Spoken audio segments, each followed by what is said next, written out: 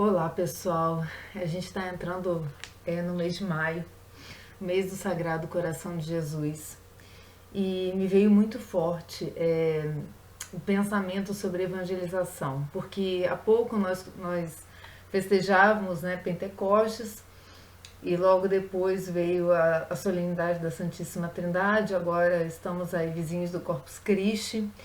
Tudo isso nos envolve Cristo, sua ascensão e a ação do Espírito Santo na igreja, através de mim, de você, de todo o corpo místico da igreja, dos sacerdotes, né, dos bispos, do nosso Papa, dos religiosos, da igreja inteira. E, enfim, esse assunto, evangelização, é um assunto que deve nos trazer uma certa reflexão sobre o discernimento que nós devemos ter. A gente está aí numa ascensão de muitos canais, né? Muitos canais de informação católicos, pessoas, personalidades do mundo católico também nas mídias sociais. Então, que discernimento é importante? O discernimento do ouvir, sabe? Quando a gente ouve determinada coisa e consegue entender se está conforme ou se não está conforme o que a igreja ensina. Isso é algo muito importante, porque como postar um vídeo hoje no YouTube é livre, eu posso tentar fazer um vídeo imediatamente, ele está nas redes sociais. É necessário que eu, como evangelizador católico, me cerque de uma proteção, não é? E me faça ser apenas um canal daquilo que eu quero falar. Né? A proteção vem da onde? A proteção vem da palavra de Deus, do magistério da igreja, especialmente do catecismo, que está sempre informando as nossas dúvidas. Então, se eu ouvir algo que não está muito conforme, eu tenho como buscar essa resposta, eu tenho como buscar essa resposta com o meu sacerdote, eu tenho como buscar a resposta dentro da própria igreja, né? Com tantos documentos que a gente tem, a gente vai pegar alguns aqui para falar desse assunto, mas é importante a gente ter em mente algumas coisas. A evangelização não deve recair, os méritos dessa evangelização não devem recair sobre a pessoa que evangeliza. Quando a pessoa estuda para evangelizar, quando ela vem aqui e coloca um vídeo em que você se sente tocado, não é a ela que a gente deve elevar nossos louvores, é a Deus que usou essa pobre pessoa para fazer esse trabalho tão digno. Então, todo católico que evangeliza assim, né, ele é digno de confiança, e óbvio que ele pode errar, porque ele é um ser humano lidando com coisas divinas, e dentro dessa perspectiva tem a vida individual, né? Cada um tem sua experiência de vida, mas é importante a gente conseguir reunir um certo discernimento sobre o que a gente vê, pessoas que a gente acompanha. Eu aqui não vou, nunca vocês vão me ver perseguindo um canal ou falando de um canal. Ah, fala do canal tal, fala da pessoa tal. Não é esse meu objetivo é falar da igreja. Acho que enquanto a gente está perdendo tempo ouvindo pessoas falarem mal de pessoas, a gente não está ouvindo a palavra de Cristo. A gente não está sendo evangelizado e a gente não está prestando um serviço de evangelização. Salvo se aquela pessoa está atrapalhando a evangelização, está fazendo cair em erros, ou quando atacam nominalmente o Papa Francisco ou os papas da nossa igreja. Aí sim nós podemos nominar, podemos falar e apontar o erro, mas não é esse o objetivo da evangelização. A evangelização quer trazer o coração do homem e o coração de Jesus. A evangelização é fazer com que o que eu falo aqui esteja plenamente de acordo com o que a igreja ensina pela tradição, o que Deus falou na Escritura e o que Cristo quer de nós, e de evangelizar, como eu fiz.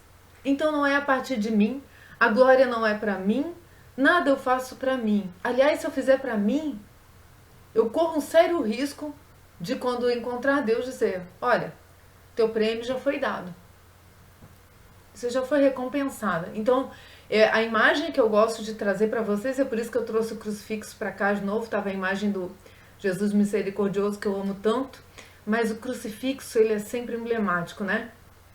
Deus veio como servo, né? Se fez homem e veio como servo de todos, veio para servir. Essa é a nossa imagem de evangelização, essa é a nossa imagem de santidade. Vamos começar então esse vídeo pedindo para Deus a luz, para que nós saibamos distinguir com que pessoas nós gastamos o nosso tempo. Que pessoas nós devemos ouvir nessa grande oferta de informação que está pelo mundo, né? Vamos ver que documentos nos trazem essa ajuda para a gente fazer esse discernimento, né, com muita calma, com muita cautela, né, e com muita caridade também, porque no fundo as pessoas que muitas vezes se desviam na evangelização, elas acreditam que estão oferecendo um belo trabalho para Deus, né? Então é um alerta para todos nós, tá bom? Vamos rezar para o Espírito Santo, em nome do Pai, do Filho e do Espírito Santo. Amém. Vinde, Espírito Santo, enchei os corações dos vossos fiéis, acendei neles o fogo do vosso amor. Enviai, Senhor, o vosso Santo Espírito, e tudo será criado, e renovareis a face da terra. Oremos, ó Deus, que instruíste os corações dos vossos fiéis com a luz do Espírito Santo, fazei que apreciemos retamente todas as coisas, segundo o mesmo Espírito, e gozemos sempre da sua consolação por Cristo Senhor nosso. Amém. Ó Jesus, manso e humilde de coração, fazei nosso coração semelhante ao vosso. Ó Maria concebida sem pecado, rogai por nós que recorremos a vós. Em nome do Pai, do Filho, do Espírito Santo. Amém. Primeira pergunta que eu me fiz ao começar a meditar sobre essas coisas, né? E eu não vou negar que essa meditação veio por algo que eu ouvi de um evangelizador que tem crescido muito nas mídias e que é uma pessoa que começou muito bem, sabe? Falando na área profissional médica dele, mas ele colocou algo ali que eu vi, ele estava respondendo algo meio que num intervalo de um trabalho e outro dele, eu não sei se ele não refletiu bem ou se ele queria dar uma resposta logo, que é algo que nós não devemos ter pressa, né? Eu vi ali uma grave falha, porque ele estava tratando de um assunto grave, gravíssimo, querendo dizer que não devemos esperar de um namorado ou de um noivo um santo, alguém que esteja já pronto e preparado. Aí eu fiz uma contra-pergunta, eu mandei várias mensagens para ele, fiz uma contra-pergunta, né? Será que todas as pessoas que querem namorar e noivar sabem se preparadas para essas etapas?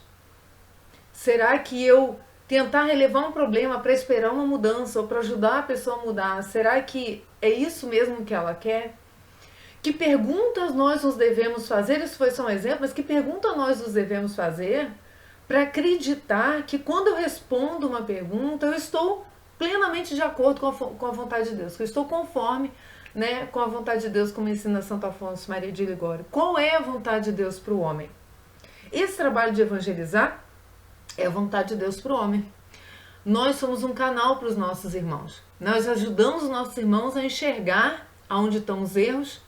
Com esse trabalho nós enxergamos onde estão os erros em nós, porque nós também estamos caminhando com toda a igreja. Mas, para mim, evangelizar é um ato de humildade. Evangelizar é pensar que poucas coisas devem vir de mim. E só devem vir de mim se eu enxergo nelas uma certeza de conformidade com o que a igreja ensina. Se eu não enxergar uma certeza, eu posso dizer, olha, eu posso estar falando alguma besteira. Aí você diz o que você quer falar. Mas esse eu posso estar falando alguma besteira vai fazer com que a pessoa que está te ouvindo sinta que pode ser mesmo uma besteira. Agora, se eu pegar o ensinamento de um papa, de um documento da igreja, se eu pegar a santa palavra de Deus, o catecismo, onde eu erro? Vocês entendem? Por isso que é um ato de humildade, é um ato de repetição do que ensina a igreja. E a igreja precisa que nós evangelizemos, mas nós precisamos largar de mão a soberba. E aí Santo Tomás diz para nós, né, que eu vou ler no final para vocês, da busca da vanglória, que é aquela vaidade de querer glorificar-se no lugar de Deus, pelo trabalho que faz a Deus, por Deus, com Deus. Então é um perigo, né? E Santo Tomás sempre nos traz essa ideia da soberba como, muitas vezes, acima de todos os outros pecados. Não é só um pecado capital. É o pecado dos pecados. Por quê? Porque foi através da soberba que veio a primeira falha, que é o demônio. Né? Então, o demônio não suportou ter sua natureza vinculada a Deus, quis ser como Deus, quis valer-se por si, né? Na ignorância de que a matéria dele vai estar sempre presa a Deus, porque Deus é o Criador. Então, a revolta dele é contra a natureza. Então, meus irmãos, a gente tem que primeiro se despir de si. Né? Eu já pego aqui, Dom Estevão vai nos ajudar nesse vídeo como? Com a tradução da Bíblia de Jerusalém, que ele que fez a tradução da primeira e segunda carta aos Coríntios. Eu peguei uma leitura de cada uma delas para nós agora, mas Dom Estevão era um homem muito culto. Dom Estevão era um homem que estudou filosofia, teologia, era doutor nessas áreas, arqueologia bíblica em Jerusalém. estudou parapsicologia. Dom Estevão, imagina uma enciclopédia ambulante, era Dom Estevão Bittencourt, sabia um pouco de cada coisa, sabia sobre religiões, sabia sobre ecumenismo, sabia. Dom Estevão sabia por Deus e não sabe por Deus. Então ele em nenhum momento que você pega, vamos dizer que eu tenho aqui uma parcela das revistas Pergunte e Responderemos aqui atrás de mim, a gente não acha em nenhuma revista uma opinião dele, e se ele der uma opinião até, ele fala que está dando uma opinião dele, né? Mas é raro. Ele sempre fala como a igreja fala. E ele é um homem tão culto que ele poderia falar por si. Ora, eu agora estou sentado do alto do meu conhecimento. Eu estudei, então agora eu posso falar. Meus irmãos, quanto mais a gente estuda, menos a gente fala pela gente. Mais a gente abre os livros para falar, mais a gente pega os autores que são abalizados, pessoas que têm profundo conhecimento teológico. Por quê? Porque nós somos só um canal. E quando eu tiver um profundo saber teológico, pega um exemplo de Dom Estevão, nunca falou por si, nunca falou por si. Né? Quando ele dava as aulas dele, era sempre à luz da igreja, sempre falando da igreja, sempre defendendo. Ele lia os documentos da igreja, não para criticar, ele lia o documento já sabendo que aquilo era certo. Então como que agora eu vou passar o que o Papa está me pedindo? Então um homem da obediência. Então a evangelização pede essas duas coisas fundamentais que Maria vem nos ensinar. E, óbvio, Jesus Cristo, né? Que é o ápice do que o ser humano pode ser, né? É o que nos santifica, né? Aquele que nos santifica, que veio resgatar a nossa natureza decaída. É a obediência e humildade. Obediência e humildade. A intermirífica, que foi um decreto do Paulo VI sobre os meios de comunicação social, nos diz algumas coisas muito importantes que eu fiz questão de separar para vocês. Primeiro, ele vai dizer aqui sobre o direito à informação que nem sempre o saber é de utilidade, pois só a caridade edifica. Então, ele usa aqui a primeira carta aos Coríntios 8:1 para dizer o seguinte: meus irmãos, não sai ouvindo tudo por aí. Nem sempre tudo que é informação deve nos interessar. Não percam tempo de crescimento espiritual buscando picuinha na internet, né? Buscando, entre aspas, como vocês chamam aí, treta. Nem sempre o saber é de utilidade, pois só a caridade edifica.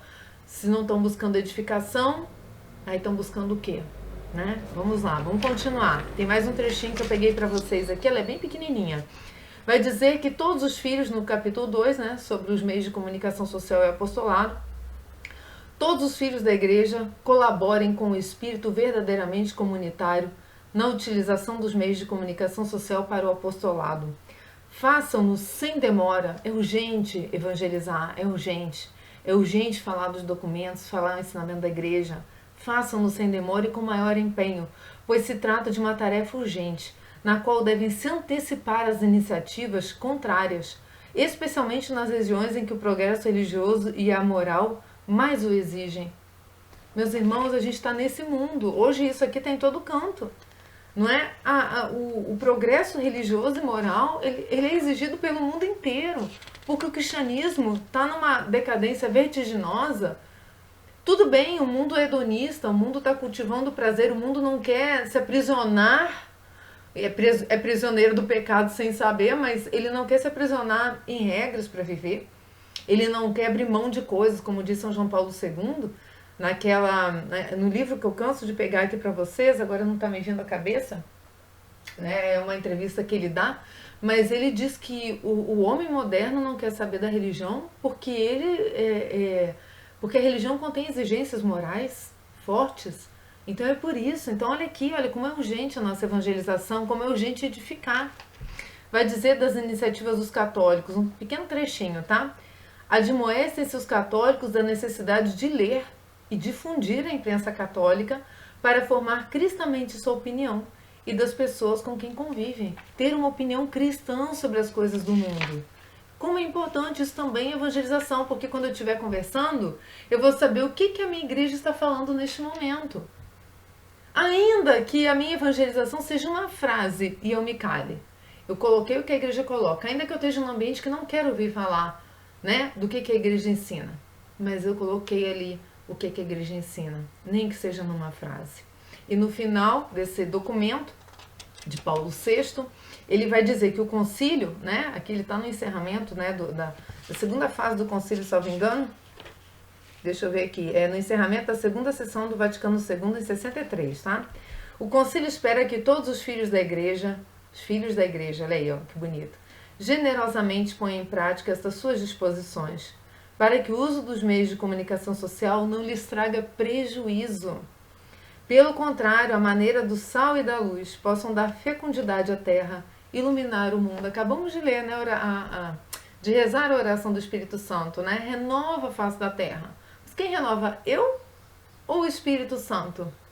Para quem que eu estou dando lugar no meu coração, né? Vai dizer a fecundidade à terra e iluminar o mundo. Nós somos sal da terra e luz do mundo. Não podemos abrir mão desse contato com a oração, com o Espírito de Deus, antes de evangelizar. Além disso, convida todos os homens de boa vontade, começando pelos que controlam os meios de comunicação social, a se orientar unicamente pelo bem da sociedade humana, cujos destinos dependem cada vez mais desses meios. Ou seja, ainda mais nesses tempos que praticamente as pessoas estão presas dentro de casa, o que elas fazem? Elas ouvem vídeo praticamente o dia todo. Ouvem, veem, não é? Se informam. Hoje em dia tem profissionais de todas as áreas do mundo católico, que bonito, né? Vindo trabalhar na evangelização. Então tem lá o psicólogo falando da psicologia à luz, do que a igreja ensina, não apenas desses outros informantes da psicologia, que são desordenados, que não receberam Cristo nos corações, né? Temos aí médicos de todas as áreas. Então é importante fazer um discernimento a respeito da forma como essas pessoas estão evangelizando. Para quê? Para que eu não siga cegamente uma pessoa porque eu a admiro. Olhem através dessa pessoa Cristo. Vocês conseguem enxergar Cristo através delas? Cristo agiria assim? Então aí eu posso realmente começar a me fiar. E mesmo assim, sempre quando é uma opinião pessoal, sempre com aquele senão, né? Como a gente estava falando no início. Então, dessa forma, as invenções modernas, a exemplo dos antigos monumentos artísticos, olha aí o que eu falei, glorificarão o nome do Senhor, cumprindo-se o que se diz o apóstolo, Jesus, Cristo ontem, hoje e para sempre. Carta de São Paulo aos Hebreus 13:8. Essa da intermirífica que eu queria pegar para vocês, porque realmente, meus irmãos, temos um balizamento. A evangelização não é algo solto, né, que eu pego o cefão da minha cabeça. Por conseguinte, ela não é algo solto, mas ela é uma obrigação. E essa obrigação é uma obrigação que visa a nossa santificação. Por quê? Porque quando nós evangelizamos, nós damos o testemunho de Cristo. Foi o segundo ponto que eu quis pegar. Então, o primeiro ponto, que é a evangelização. O segundo ponto, que é ser testemunha de Cristo. Ser testemunha de Cristo é, como diz São Paulo aos Filipenses, ter em vós os mesmos sentimentos de Jesus Cristo. Como que eu faço isso? Já vamos ver. Mas a Verbum Domini, que é a exortação apostólica de Bento XVI, então saímos de Paulo VI, agora estamos com Bento XVI. Vai dizer que a missão da igreja, no 93, não pode ser considerada como realidade facultativa. Ou eu posso ou eu não posso evangelizar. Não. Ela trata-se de deixar, né, ou suplementar da vida eclesial. Não, ela também não é um suplemento da vida eclesial. Trata-se de deixar que o Espírito Santo nos assimile a Cristo. Olha aí, nos assimile a Cristo.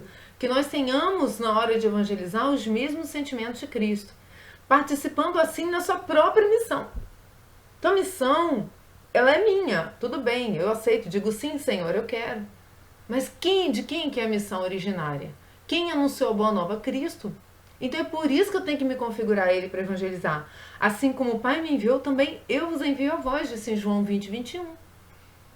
O Pai me enviou, eu envio a vós, ou seja, o Pai envia a vós através de mim. E o Espírito faz através de vós. Não é? De modo a comunicar a palavra com a vida inteira. É a própria palavra que nos impele para os irmãos, é a palavra que ilumina, purifica, converte. Nós somos apenas servidores. Olha aí o que eu falei no ponto 1 da humildade. Nós somos apenas servidores inúteis, porque sem a inspiração do Espírito Santo eu não teria nada para dizer aqui para vocês. Nada. Todo o povo de Deus é um povo enviado. Não adianta dizer, não, isso não é para mim, eu não tenho vocação. Tem sim. Tem sim. Só que você tem que saber qual é o seu lugar.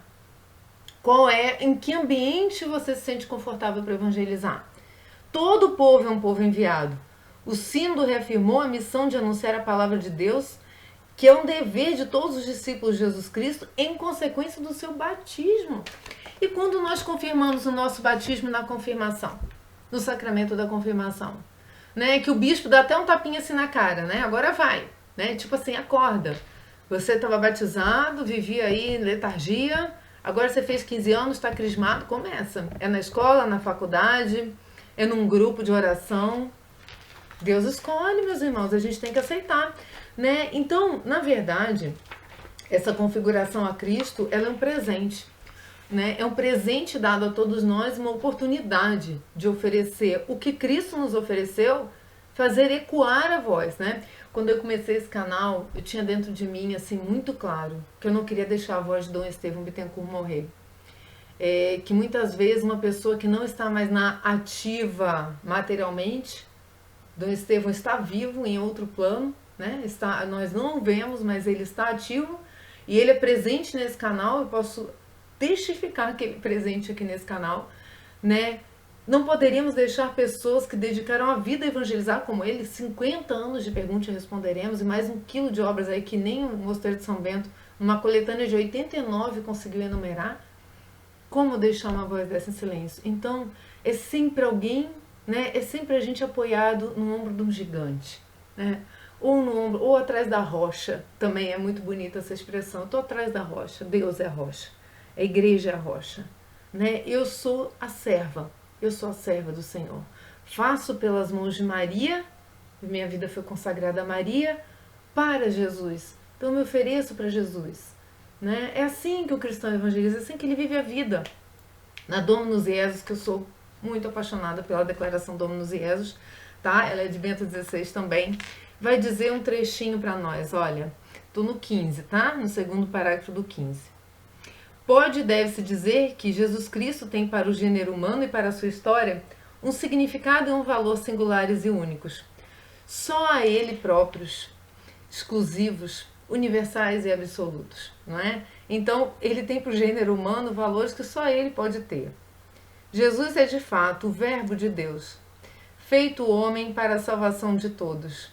Recebendo essa consciência da fé, o Concílio Vaticano II ensina: o Verbo de Deus, por quem todas as coisas foram feitas, se encarnou, a fim de que, como homem perfeito, salvar a todos e recapitular todas as coisas. O Senhor é o fim da história, o ponto para o qual tendem os desejos da história e da civilização, o centro da humanidade, a alegria de todos os corações e a plenitude das suas aspirações. É aquele a quem o Pai ressuscitou dos mortos, exaltou e colocou à sua direita, constituindo o juiz dos vivos e dos mortos. Precisamente, esta singularidade única de Cristo é que lhe confere um significado absoluto e universal, pelo qual, enquanto está na história, é o centro e o fim desta mesma história. Eu sou o Alfa e o Ômega, o primeiro e o último, o princípio e o fim. Né? Nesse vídeo que eu fiz para vocês sobre Nossa Senhora de Fátima, esse último vídeo que eu fiz sozinha, o Padre Paulo usou essa expressão aqui, né? Que o Senhor é o fim da história humana. E por ele ser o fim, a vontade dele ser o fim, né? Que é o que é a recapitulação de todas as coisas nele mesmo, com o qual, verbo com o qual todas as coisas foram criadas, então ele agora as atrai de volta a si. Maria realizou plenamente a história. Que bonito, né? Então, nós temos essa missão de, com Maria, parte do corpo místico, que é a igreja, a parte mais forte, porque ela é pura, imaculada. Se nos unirmos a ela, conseguimos atingir esse ponto com perfeição, né? Além das nossas forças, por pura graça de Deus, porque ela é a esposa do Espírito e o Espírito nos santifica. Então, vejam bem, meus irmãos, é precisamente essa singularidade única de Cristo que lhe confere um significado absoluto e universal. Cristo está em cima de mim, de tudo que eu posso atuar. Cristo me excede, não é? E é por ele me exceder que eu não posso contar com as minhas próprias forças na hora de evangelizar. Eu quis pegar Dominus Jesus porque nesse mês do Sagrado Coração de Jesus temos que ter essa noção exata de quem é Cristo. Que ensinamentos ele quer nos dar? O que ele nos pede com a evangelização? A próxima leitura que eu peguei para vocês não é mais a Verbum Domini, é a Dei Verbum, né? Essa aqui também, deixa eu ver, do Concílio Vaticano II. Essa aqui é de, deixa eu ver, que já estou confundindo os papas, né? Paulo VI também, ou São João Paulo VI, acho que é Paulo VI. São João Paulo II também participou, mas acho que foi da Gaudium et Spes. Deixa eu pegar aqui para vocês. Dei verbum. Está assim, Paulo VI, está certinho, Paulo VI. Vamos lá, vai dizer aqui, no finalzinho do parágrafo 4º dela e início do 5º, que a economia cristã, como nova e definitiva aliança, jamais passará. E não é possível esperar nenhuma outra revelação pública antes da gloriosa manifestação de nosso Senhor Jesus Cristo. Não é possível esperar qualquer revelação pública. Tem as privadas, que são todas essas aparições que vemos acontecer ao longo da história. Por toda a cristandade, temos as revelações privadas, mas elas não são a revelação pública de Cristo. A revelação pública não é mais possível, né? Até que venha a gloriosa manifestação, a última manifestação de Cristo. A Deus revelador, então, por que eu assinalei isso? Por que é importante nesse assunto da evangelização? Porque não tem que trazer novidade nenhuma. A evangelização não é trazer novidades, não é ser o descobridor de um grande assunto, não é? É simplesmente tentar conectar os assuntos de modo a mostrar, denunciar o mal e trazer o homem para o bem. Não é? Então eu posso sim fazer uma descoberta num campo histórico, eu posso sim fazer uma união de desígnios ruins que estão pela história. O canal aqui tem a leitura desse livro da Conjuração de Cristã, que é uma preciosidade nesse sentido, que ele une várias histórias, maçonaria, comunismo, né? Uma vertente judaica aí que também não é boa. Então tem essa conotação, mas não no sentido de criar problemas, mas no sentido de denunciar erros e maus caminhos para que os nossos irmãos não se percam. Então é por isso que eu coloquei, porque toda a revelação já foi dada. Então, se eu me basear na revelação dos ensinamentos que a igreja vai sempre atualizando pelos seus documentos, tá tranquilo, meus irmãos, não é nada muito além disso. A Deus revelador é devido à obediência da fé. Então eu acredito ou não acredito, porque Deus já revelou. Por ela, o homem todo entrega-se livremente a Deus, oferecendo a Deus revelador o obséquio pleno da inteligência e da vontade. Eu tenho que respeitar, né, a sabedoria divina. Eu vou ler um trechinho de Provérbios para vocês muito bonito sobre isso. E prestando voluntariamente assentimento à sua revelação. Olha só, então são liberdade e vontade. Ele está falando da liberdade e da vontade. Ó. Livremente a Deus, oferecendo a Ele um respeito pleno da minha inteligência e da vontade. E prestando o quê? Pela minha vontade, um aceite na revelação que Ele fez. Ninguém vai obrigar você a acreditar. Ninguém que seja um baita evangelizador vai botar na sua cabeça alguma coisa. Né? É por isso que a gente não tem que se preocupar com nada na hora que evangeliza, só com a ação de Deus, só com a vontade de Deus através daquela evangelização. Né? Para prestar esta fé, é necessário o prévio auxílio da graça divina. Olha aí, sem mim nada podeis fazer. E o auxílio interior do Espírito Santo, que move e converta a Deus os corações. Não sou eu. Não é ninguém que vocês vão ver, não é nenhum guru católico atual. Tem gente que está ganhando esse status, né, de um guru, né? A pessoa não... quando surge um assunto, eu tenho que ver o que aquela pessoa falou. Meus irmãos, a ninguém chamais mestre. Mestre é Cristo. Né? Cristo deu um santo ofício para a igreja trabalhar, né? Um santo trabalho, né? Que é o magistério, que é através da tradição. Nada deve fugir disso, meus irmãos. A gente deve sim gostar, nos afeiçoar a determinadas pessoas, tudo bem. Mas não são gurus, entendem? Não tem guru espiritual.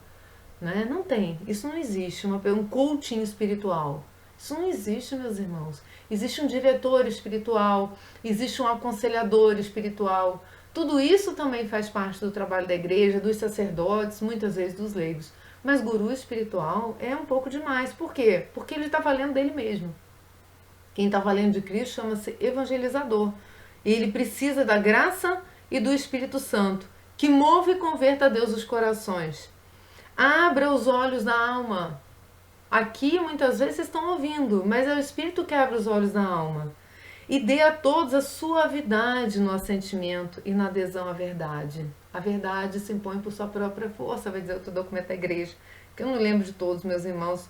Pode ser, deixa eu ver se ele fez alguma remissão, mas não. Né? Mas é a adesão à verdade, a verdade não se impõe. A verdade é a verdade. A verdade se contrapõe à mentira, não existem duas verdades sobre o mesmo fato. Né? Então, Deus quem toca, Deus é quem abre os olhos da alma. Nós devemos pedir sim, quando evangelizamos, colocar nas nossas intenções de orações diárias, né, e nos nossos sacrifícios, penitências, jejum, a intenção de todas as pessoas que nos ouvem, né? De todas as pessoas que nos acompanham no trabalho, que muitas vezes também colaboram, não é isso? Então é suave, esse sentimento é suave, né? Para que a inteligência da revelação seja sempre mais profunda, o mesmo Espírito Santo aperfeiçoa sem cessar, mediante seus dons. Que bonito, né? Deus sabe que a gente não tem nada para dar. Aí Ele põe na nossa mão o que tem que dar e ainda vai aperfeiçoando. Para quê? Para que a gente dê cada vez melhor o que Ele quer dar, porque é o amor dele que nos visita e é o amor dele que nos faz ter as obras. Né? Que bonito, que beleza. E o último documento que eu peguei para vocês, eu ia pegar Evangelho Anunciante, mas aqui nesse documento da Christi Fidelis Light, de São João Paulo II, ele uniu 2 trechinhos das duas. Então, para acabar essa questão dos documentos, que é sempre bom para vocês ouvirem, né? E para mim também, óbvio, por isso que eu estudo, vai dizer, olha, sobre a evangelização, né? Boa Nova. Eu tô aqui, deixa eu ver em qual parágrafo. Christi Fidelis Light, São João Paulo II, parágrafo 44. A Boa Nova de Cristo renova continuamente a vida e a cultura do homem decaído. Então não é a boa nova do evangelizador, é a boa nova de Cristo. O evangelizador não está renovando a cultura do homem decaído. Não, ele pode até com o exemplo de vida dele, profissional, se ele é médico, se ele é psicólogo, etc., ele pode ajudar, mas é sempre o quê? A graça do Espírito Santo. Combate e elimina os erros e males nascidos da permanente sedução e ameaça do pecado. Então é isso que nós combatemos, sempre que evangelizamos, né? É um combate espiritual. Desse modo, a igreja, só com realizar a própria missão, já com isso mesmo estimula e ajuda a civilização. E com sua atividade também a litúrgica, educa o homem para a liberdade interior. Olha que bonito, né? Livrar o homem do pecado, ajudar a livrar o homem do pecado, identificando, que é isso que nós fazemos com a evangelização, é uma ajuda a livrar o homem dessa prisão interior que ele vive o quê? Sufocado, seduzido pelo pecado, que ele caiu e agora ele não consegue levantar. Que bonito, né? E aí ele cita Paulo VI, né? Que a gente comemorou a memória do Paulo VI há pouco tempo, né?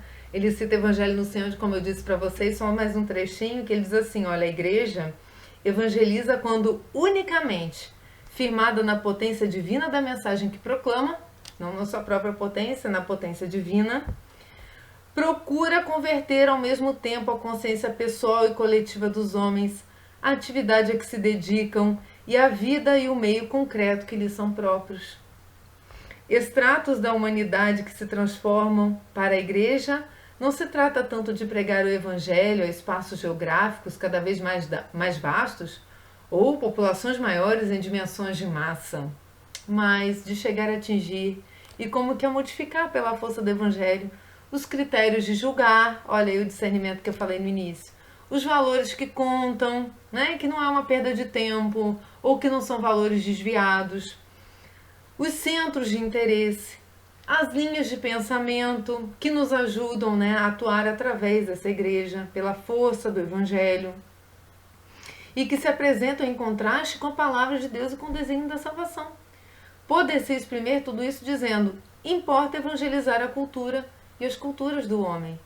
A ruptura entre o evangelho e a cultura é, sem dúvida, o drama da nossa época, como foi também de outras épocas. Então importa, sim, envidar todos os esforços no sentido de uma generosa evangelização da cultura, ou mais exatamente, as das culturas, né?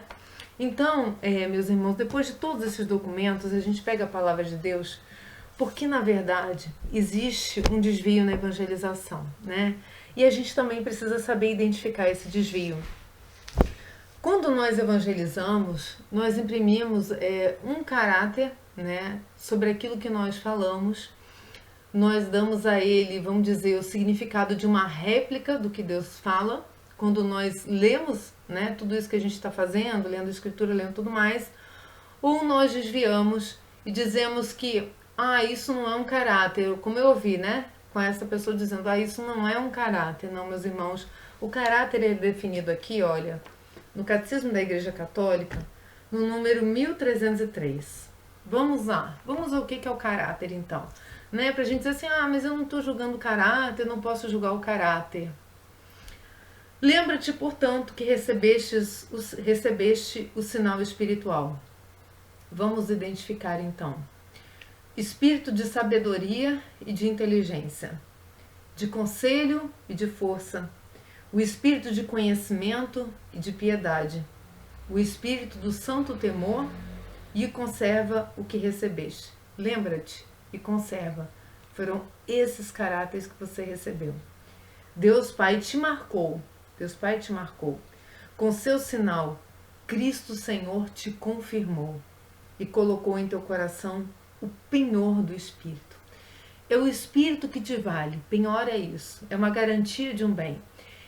Eu só consigo reproduzir o bem se eu estou garantida pelo Espírito Santo. O perigo de eu falar coisas por mim, de eu ser um opinador da fé, de eu pegar assuntos que são da minha área profissional e usar isso como uma opinião própria, baseado no meu conhecimento, deixar que esse pensamento gnóstico me invada, nem que seja por um raio. Eu tenho conhecimento, então eu posso falar. Se eu tenho conhecimento, aí mesmo é que eu tenho que tomar cuidado para falar. Porque eu começo a me valer por mim mesmo. Esse não é o caráter. Deus Pai te marcou e o Senhor Jesus Cristo te confirmou através de um penhor do Espírito Santo. Nada é teu, nada é teu. Pode ficar tranquilo, nada é teu. E aí também nos ajuda, né, nos julgamentos. Se nos julgarem mal, que bom que nos julgaram mal. Perseguiram a Cristo, vão perseguir nós também. Não é lá o sermão da montanha?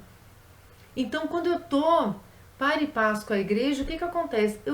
Eu tenho suporte, eu não confio mais em mim.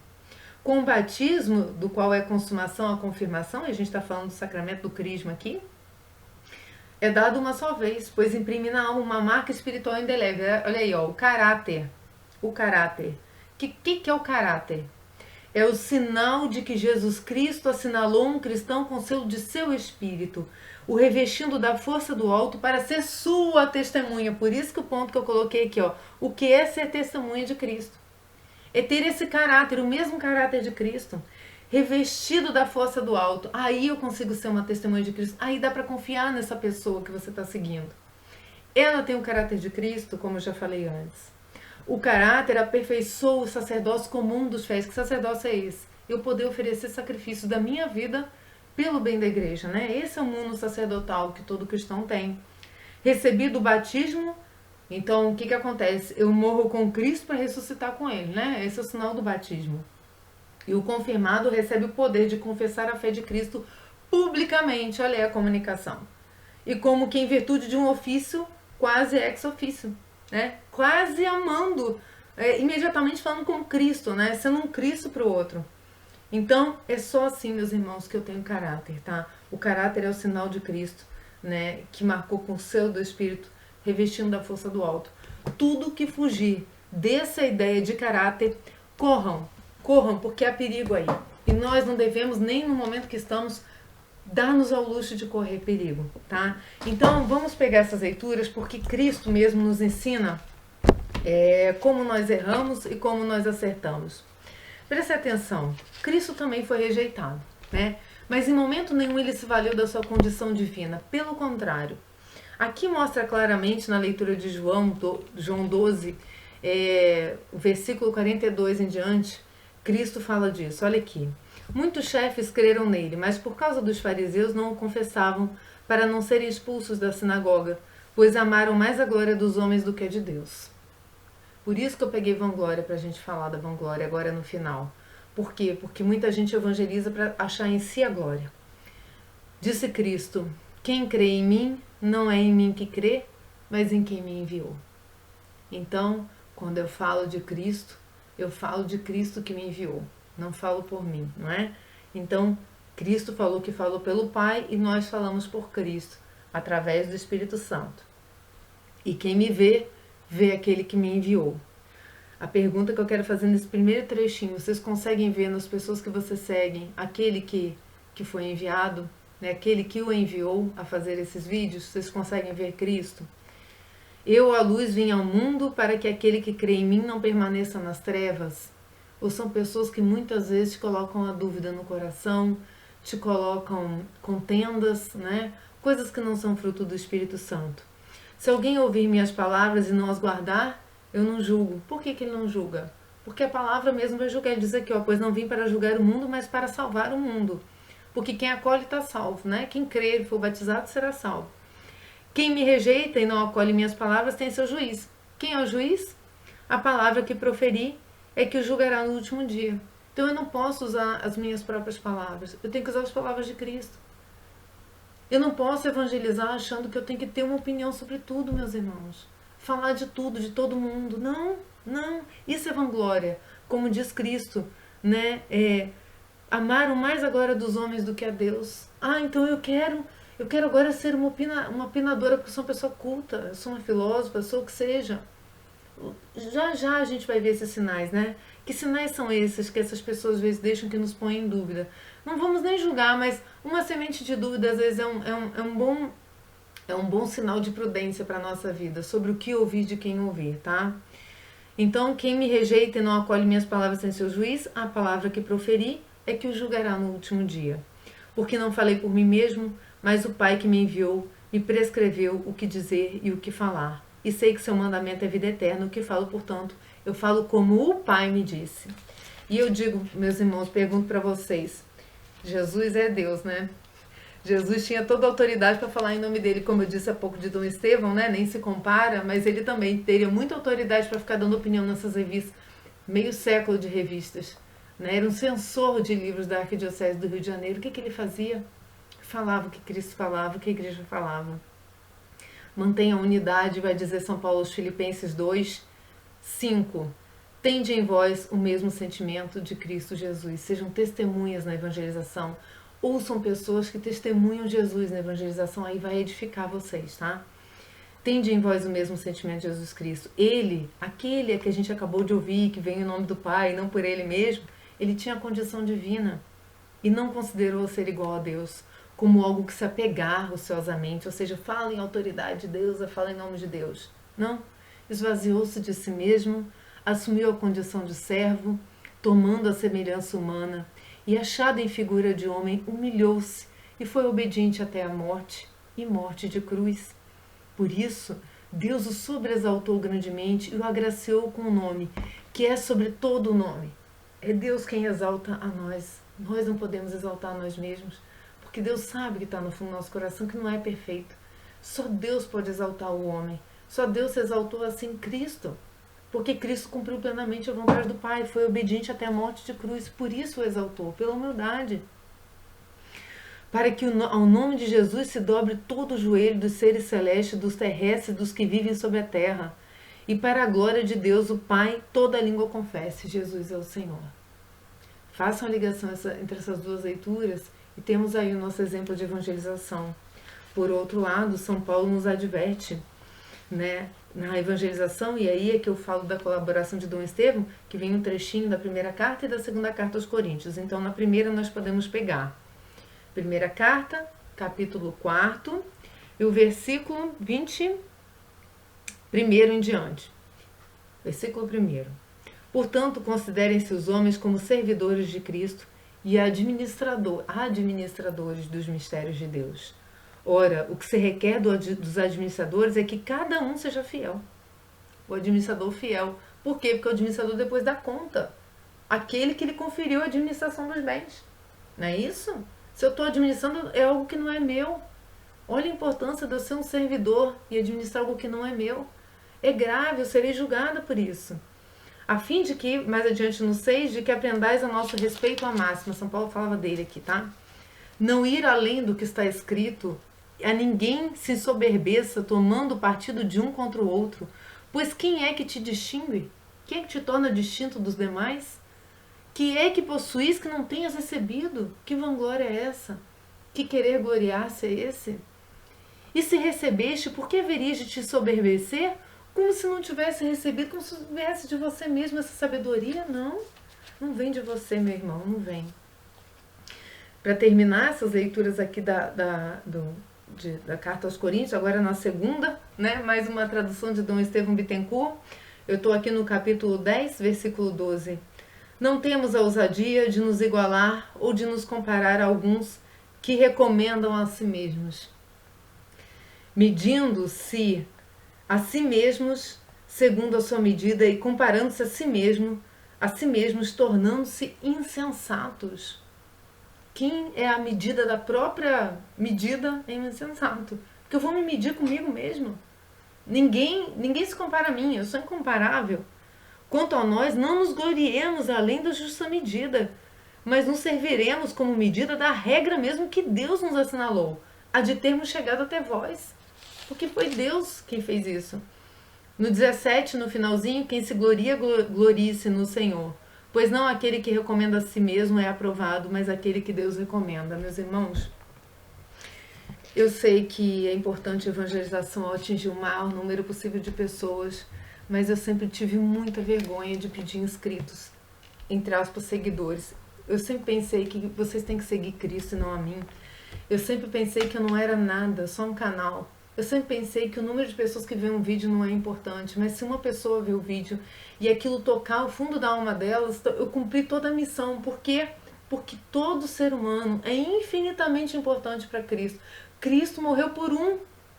Se tivesse só um na Terra, Cristo teria vindo da vida dele. Por quê? Porque Cristo é infinito. Ele se dá infinito. E ele se dá infinito para coisas infinitas. Então nós temos um valor infinito para Deus. Então se eu estou aqui evangelizando para uma pessoa, glória a Deus que está salvando aquela alma, que tocou aquela alma com uma pobre servidora. Se a gente tiver essa noção da nossa pequenez, que quando nós falamos não queremos a nossa própria glória, mas a glória de Deus, teremos a tranquilidade de morrer em paz, que cumprimos plenamente o mandado de Cristo, que nos afeiçoamos com as mesmas feições que Ele tem, que temos o mesmo caráter dele. Né? Essa questão do caráter, até anotei para vocês, está no Concílio de Trento, olha que coisa antiga, que bonito, né? Imprimir em nós o caráter de Cristo. Então eu queria terminar falando um pouquinho de Santo Tomás na Suma Teológica, né? Sempre a gente tem que pegar um doutor também que nos ajuda muito, um santo, né? Ele está aqui na questão 132, tá? No volume 3, e ele fala da vanglória, né? Ele diz que o desejo da glória em si não é pecado. Por quê?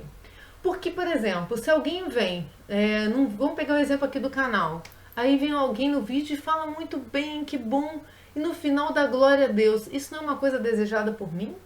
Que o meu irmão dê glória a Deus porque algo veio através do canal para ele? Isso é desejável, vai dizer Santo Tomás. Ninguém peca por se semelhar a Deus, ser depois imitadores de Deus. O desejo da glória não é pecado, mas não é a glória para mim. A glória para mim é a vanglória, que ele vai explicar ali na frente. Porque é a glória que inspira a paixão dos estudos, as boas obras. Olha aqui o que nós fizemos, quanto nós demos. Mas é para que vocês achem que a Carla é boa? Não, é para que vocês tenham cada vez mais o sentimento de Cristo, consigam discernir o que está no mundo, a oferta de vocês, né? Que está pipocando pelo mundo. Que vocês consigam ter esse discernimento, para quê? Para que vocês não sejam enredados, às vezes, tentando se assemelhar àquela pessoa. Né? A gente só tem que buscar a semelhança com Cristo. Ele é o nosso modelo. Então, ele diz que o nome da glória propriamente supõe que o bem de alguém chegou ao conhecimento e à aprovação de muitos. Olha que bom.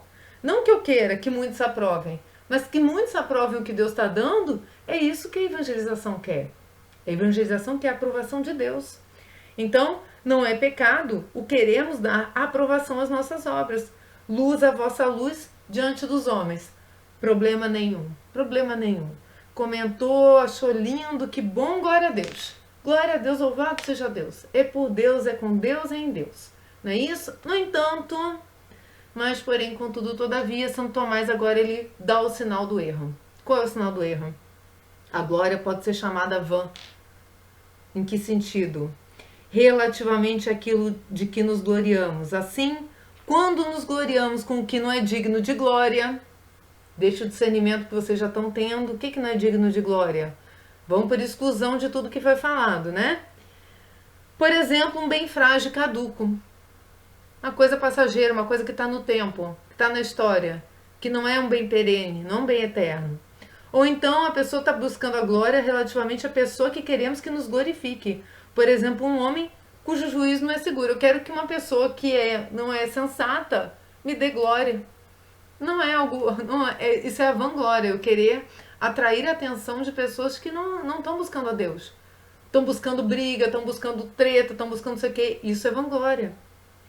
De terceiro modo, a pessoa mesma que buscando a glória, quando não refere o seu desejo da glória, é o fim devido que é a honra de Deus e a salvação do próximo.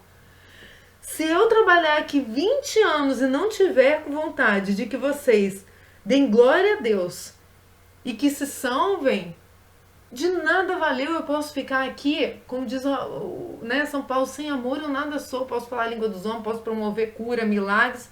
Sem amor, sem caridade eu nada sou. Então vai dizer, toda vanglória é quando não refere o seu desejo da glória ao fim a que ela deve, ao fim devido. Que é honra de Deus e a salvação do próximo. E a minha, claro, eu estou cumprindo o mandato do Senhor e de evangelizar. Mas eu evangelizo para quê? Para que as pessoas se analisem. Porque eu me analiso quando eu faço, sabe? Isso, vamos dizer que seja automático. Quando me veio à cabeça fazer esses vídeos, óbvio que quando eu estava lendo, eu estava pensando no meu trabalho.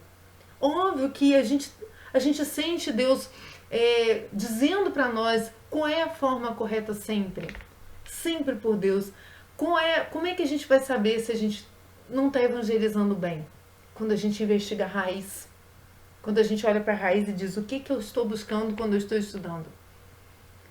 Que os meus irmãos, que eu amo, que quero a salvação deles, sejam salvos, ou que os meus irmãos achem que eu sou alguma coisa. O que está na raiz disso? Se foi algo que Deus colocou para você, no momento em que você estava em oração, né, pedindo luz para Deus te mostrar o que falar, e Deus te mostrou, meu irmão, que medo de quê? Medo de quê? Você está fazendo por Deus, você está fazendo por amor ao próximo, você está cumprindo os mandamentos. Não permita que o demônio diga para você que você está fazendo por você mesmo, não. Não, porque ele vai tentar. Ele vai dizer, não, né? Seja, como diz aí, tem um ditadinho, né? Seja menos. Seja menos coisa nenhuma, que vossa luz brilhe diante dos homens, não é? Que você seja um canal de graça para os teus irmãos. Não tenha vergonha de falar quando Deus suscita no seu coração, diz Santo Agostinho. Prestem atenção nas distinções que esses santos fazem, porque Santo Agostinho ajuda muito Santo Tomás, e vários outros santos doutores que ele usa aqui, né? É perigoso comprazermos-nos conosco mesmo, porque ficamos expostos a cair na soberba, o que devemos evitar. Mas quem é superior a tudo, não se ensoberbece, por mais que a si mesmo se louve. Ora, a nós é que nos é vantajoso conhecer a Deus, e não a Ele. E ninguém o conhece se não se revelar aquele que conhece. Né? Então, não aquele que está se louvando, mas conhecer a Deus. Por onde é claro que Deus busca a sua glória, não por causa de si mesmo, mas por nossa causa. E do mesmo modo podemos também, né, como Jesus disse ali, né, nessa leitura que nós pegamos em João, Deus busca a sua glória não por causa de si, mas por causa da gente. Ele quer nos salvar. Ele quer nos glorificar com Ele, e por isso Ele oferece a glória. Que bonito, né? E do mesmo modo, podemos também, e louvavelmente, buscar a nossa própria glória para a utilidade dos outros, segundo o Evangelho, óbvio, né? Porque quando eu falo de Deus, não é visível a glória que está ali naquela pessoa. Que bonito, né? Ver Deus, Deus através daquela pessoa. Que eles vejam as vossas boas obras e glorifiquem o Pai que está nos céus. Né? Glorifiquem o Pai e não você. Aquele, pois, né? Aí ele está fazendo as respostas aqui. Aqui de novo. São Paulo. Aquele, pois, que se glorie-se no Senhor, porque não é o que a si mesmo se recomenda o que é estimável, mas sim aquele a quem Deus recomenda. Eu não tenho que me recomendar, quem está me recomendando é Deus. É Deus que toca e diz assim, olha, né? Siga aquela pessoa. E não eu que digo, me siga. Pelo amor de Deus, não sou eu que tenho que me recomendar. Olha, me sigam, porque minha evangelização tem que ser conhecida. Os homens têm que ver a minha luz brilhar. Não, meus irmãos, não. Deus. Não é o que a si mesmo se recomenda, o que é estimável, mas sim aquele a quem Deus recomenda. Deus, pela força do Espírito Santo, tá? Não é, porém, verdadeiramente virtuoso quem pratica obras virtuosas por amor da glória humana, como mostra Santo Agostinho. Oh, meus irmãos, essa glória humana dura tão pouco. Esse conhecimento, essa fama dura tão pouco. Não é isso, não é para isso que nós estamos trabalhando. Nós estamos trabalhando para que as pessoas vejam aqui, ó. Olha aqui a glória. Olha essas pessoas, olha a humildade. É o conjunto da humildade aqui atrás, que bonito, né? Ah, meus irmãos, como nós temos que aprender, né? Então, vai dizer ele aqui mais adiante, em contrário de Túlio, devemos nos abster de cobiçar a glória, porque rouba a liberdade da alma, pela qual, sobretudo, devem porfiar os varões magnânimos. Eu queria só ressaltar um ponto que eu notei aqui, quando eu coloquei que consequências há para a alma em querer chamar a atenção sobre si. Diz respeito à modéstia. Modéstia não é só um vestir-se.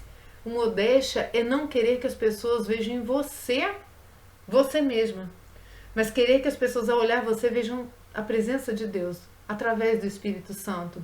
Então, quando esse comentário de Túlio vem muito a calhar, quando eu começo a monetizar a minha evangelização, e eu descobri que agora o YouTube vai começar a monetizar todo mundo, independente da pessoa ter aceitado, porque é uma regra de ouro minha aqui não ter nenhum anúncio aqui no canal, porque a minha conta é alta no céu para pagar, né? Quem sou eu para ganhar alguma coisa? Mas eu digo que quando a pessoa começa a buscar para si, vamos deixar bem claro, a pessoa busca para si retorno financeiro da evangelização, olha o perigo, porque ela perde a liberdade, porque muitas vezes ela tem que falar daquilo que as pessoas estão buscando e não daquilo que Deus comunicou à alma dela para falar. Muitos assuntos podem não ser tão então na crista da onda. Não, mas é o que Deus está me pedindo. Por quê? Porque eu tenho liberdade de alma. Né? Devemos abster de cobiçar a glória, porque rouba a liberdade da alma. Eu tenho que... esse negócio de criar cursinho. Agora eu estou criando um curso tal. Agora eu estou fazendo um cursinho para vocês aprenderem a ser assim assado, a se vestir, a agir, a fazer e acontecer. Mas para que você cobra para fazer isso? Você não está evangelizando? De graça recebeste, graça dá. Ah, mas eu tenho despesa para fazer o cursinho. Ué, então ou faça o cursinho de uma forma que você não tenha tanta despesa, que seja simples, que não seja comercial, porque Deus não quer o comércio. Deus quer evangelização. Ser comercial ou não, isso é para atrair, realmente é para atrair pessoas. Eu acho isso um risco, eu não estou julgando, mas eu acho isso um risco grave. É meio que botar um pé no mundo e um pé no céu. Eu fico com os dois pés. Porque eu tenho que atender o mundo, eu tenho uma demanda do mundo, financeira, de custos, de gastos. Eu aqui, meus irmãos, desde que eu comecei a evangelizar, eu não tive gasto de nada. De nada. A internet eu tenho na minha casa, o que mais? Os livros estão... Ah, você gasta com livro, mas eu estou comprando livro para mim, eu estou estudando. E eu partilho com vocês. Então isso não é gasto, isso é investimento. Então, vamos dizer que é só um alerta, tá? Presta atenção em cada detalhe desse, se a coisa não está comercial demais, tá? Para que aquela pessoa que você está seguindo não está perdendo a liberdade do espírito dela, tá? Mais adiante, como o magnânimo aceita moderadamente as honras, assim também pode aceitar moderadamente a glória, por onde o desejo desordenado da glória opõe-se diretamente à magnanimidade, né? A generosidade, o ser generoso, eu dar de mim, né? Então essa glória é sempre a glória de Deus, sempre a glória de Deus. Não tem algo muito errado e perigoso. Pois só o pecado mortal nos priva do prêmio.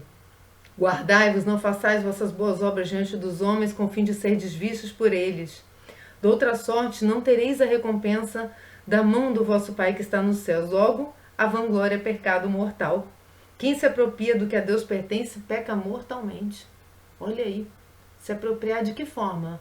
Deixa a pergunta no ar. De que forma eu me aproprio do que é de Deus? Né? Propriedade diz respeito a bens, né? Santo Agostinho diz, o poder de fazer o mal, que tem o amor da glória humana, só o sente quem lhe declara a guerra. Porque, embora não seja fácil não desejar o louvor que nos é denegado, difícil, porém, nos é não nos comprazermos com o que nos tributam. Quando você recebe um elogio, ai, que delícia, né? Ai, que delícia. Não, é difícil. E Crisóstomo diz também que a vanglória infiltra-se-nos às ocultas e priva-nos insensivelmente de todos os bens que em nós existem. Olha que gravidade, priva você do bem que existe em você. Logo, a vanglória é pecado mortal. Ele está respondendo, né? Mas em contrário de São Crisóstomo, ao passo que os outros vícios dominam os escravos do diabo, presta atenção nesse trecho, a vanglória invade mesmo os servos de Cristo. Vou repetir. Enquanto os outros vícios dominam os escravos do diabo, a vanglória invade mesmo os servos de Cristo. Atenção, atenção. Quando você fizer algo para que os homens tenham você em alta conta, cuidado. É melhor se calar, é melhor se retirar, é melhor não evangelizar. Se for para essas pessoas ouvirem Deus, maravilha, pode ir com força. Agora, se for para essas pessoas ouvirem você, terem você como um guru, sabe? Cuidado, cuidado.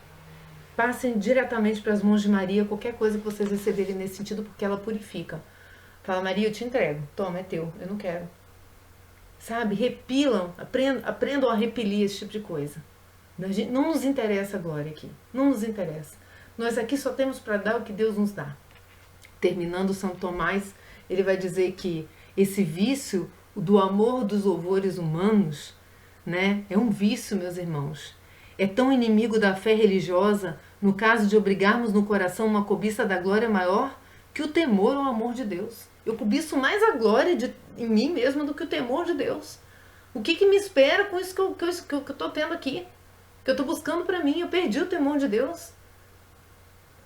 Que o Senhor disse, como podeis crer vós outros, que recebeis a glória uns dos outros, e não buscais a glória que vem só de Deus? Mas se o amor da glória humana, embora vã, contudo não repugna a caridade, nem quanto ao objeto da glória, então é pecado venial, né? Eu só fazer a coisa pela glória, mas vamos dizer que eu não estou levando para esse lado pessoal, mas ainda assim é um pecado venial. Então, é fazer como se não tivesse nada na mão. Eu sempre penso assim, olha, eu criei um sistema para isso. Eu olho para a cruz, coloco as mãos na frente da cruz e eu sou um mendigo.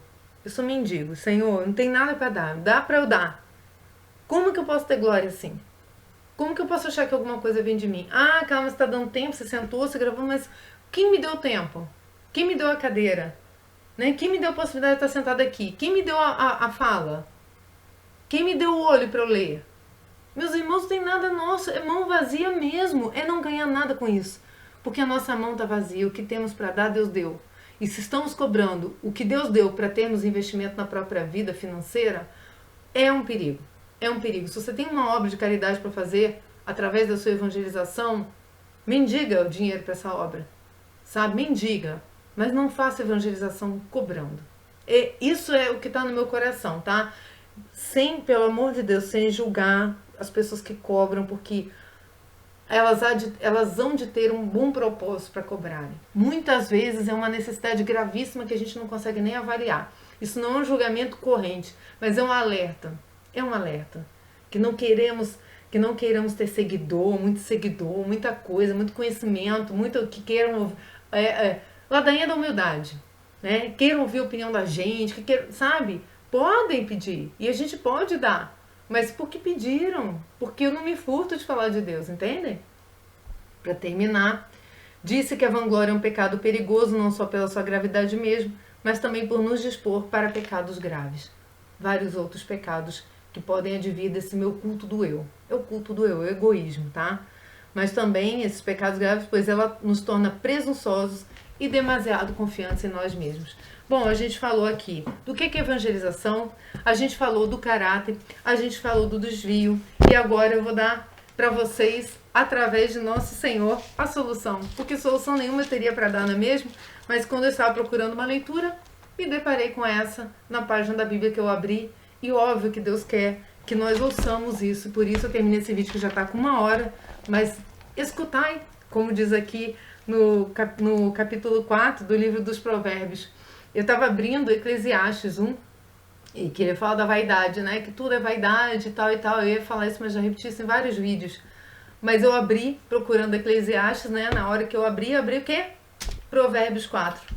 Agora ouçam se não é Deus querendo falar conosco. Escutai, ó filhos, a disciplina paterna. Ficai atentos para conhecerdes a inteligência. Eu vos dou uma boa doutrina. Eu vos dou uma boa doutrina.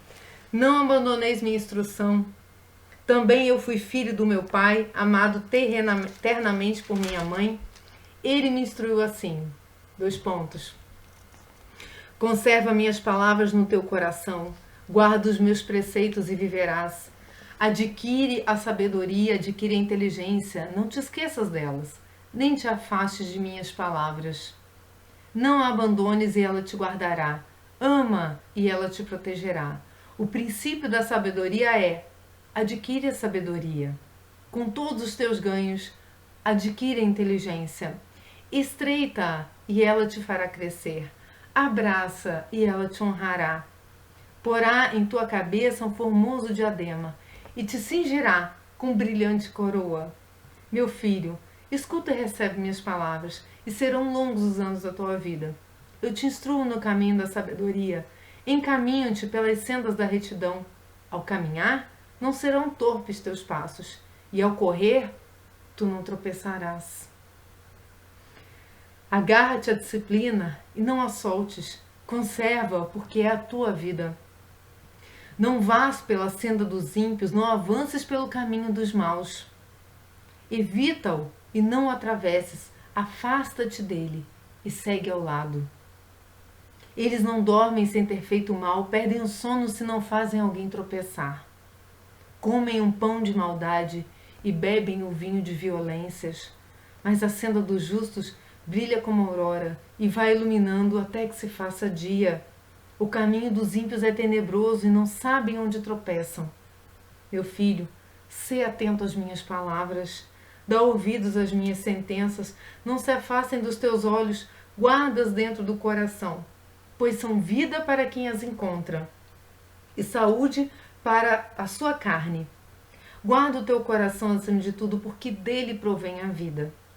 Afasta-te da boca enganosa, vai para longe os lábios falsos. Os teus olhos olhem de frente, e o teu olhar dirija-se para diante. Aplana o trilho sobre os teus passos e sejam firmes todos os teus caminhos. Não te desvies, nem para a direita e nem para a esquerda. Afasta os teus passos do mal. Eu termino com as palavras de Deus. Salve Maria Santíssima, que esse mês do coração de Jesus seja engrandecedor para o nosso próprio coração. Até mais, em nome do Pai, do Filho e do Espírito Santo. Amém.